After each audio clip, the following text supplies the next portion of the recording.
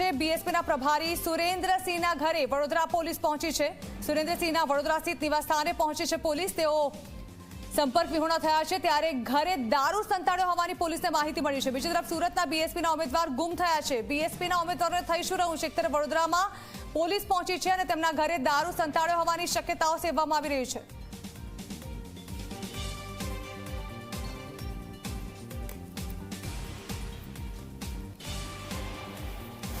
तो आप જોઈ રહ્યા છો હાલ સુરેન્દ્રસિંહના ઘરની આ તસવીરો કે જેની અંદર હાલ તપાસ કરવામાં આવી રહી છે વડોદરા પોલીસ દ્વારા।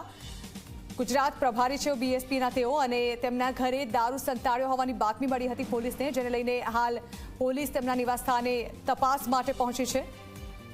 એક તરફ ચૂંટણી નજીક આવી રહી છે, બીજી તરફ હવે આ પ્રકારે નેતા ઉપર બે ધારી તલવાર લટકી રહી છે।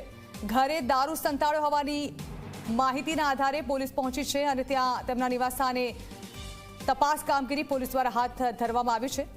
બીએસપીના બે નેતાઓના માથે હાલ સંકટની તલવાર તોડાઈ છે। એક તરફ સુરતમાં પ્યારેલાલ ગાયબ છે, ગુમ છે તેઓ પોતાના નિવાસસ્થાનેથી, અને બીજી તરફ વડોદરાના બીએસપીના ગુજરાત પ્રભારીના ઘરે પોલીસ તપાસ।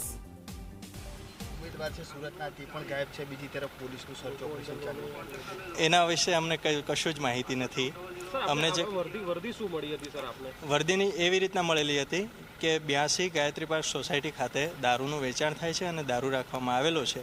જે વર્દીના આધારે હું પોતે સર્ચ ઓપરેશનમાં ગયેલો હતો। સર ત્યાંથી શું મળી આવ્યું છે? કઈ ત્યાં વિડીયોગ્રાફી સાથે આપણે સર્ચ ઓપરેશન આરંભ્યું, એનામાં કશું મળી આવેલ નથી હાલ, જેની નીલ રેડની એન્ટ્રી પણ આપણે સ્ટેટમાં કરેલી છે। હવે શું કાર્યવાહી કરશો?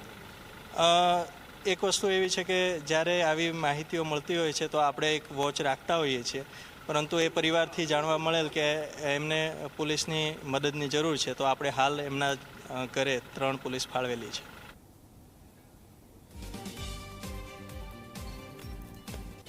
તો બીએસપીના પ્રભારી સુરેન્દ્રસિંહ, જેમની મુસીબતો વધી શકે છે કારણ કે બાતમીના આધારે પોલીસ તપાસ માટે તો પહોંચી છે, જેમના ઘરે હાલ તપાસ કામગીરી હાથ ધરવામાં આવી છે।